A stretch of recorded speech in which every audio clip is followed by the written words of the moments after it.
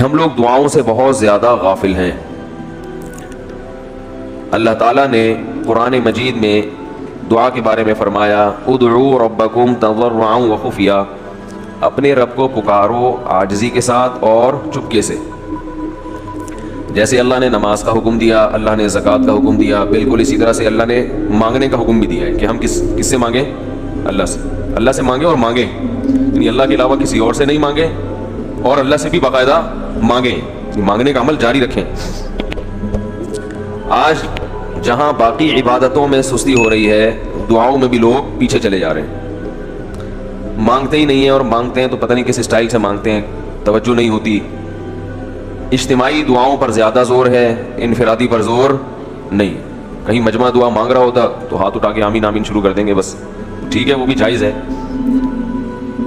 لیکن دعا میں جو اصل ہے وہ انفرادی ہے۔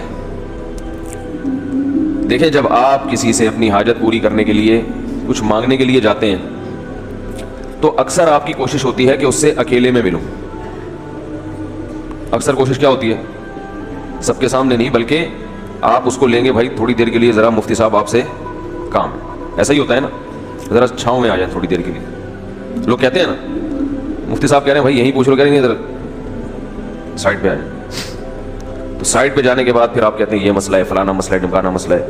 تو سائڈ پہ لے جانے سے بعض دفعہ یہ بھی ہوتا ہے کہ سب کے سامنے آدمی اپنی بات نہیں لانا چاہ رہا ہوتا، اور بعض دفعہ یہ بھی ہوتا ہے کہ میں اپنی بات توجہ کے ساتھ سنا سکوں۔ تو دعا میں انسان، اللہ تو سب کی بات سنتا ہے، مجمع میں بھی اور تنہائی میں بھی، لیکن آپ دعا مانگنے میں جو آپ کی طبیعت لگے گی، توجہ سے مانگو گے، وہ تنہائی میں زیادہ شوق سے، زیادہ رغبت سے مانگ سکتے ہو۔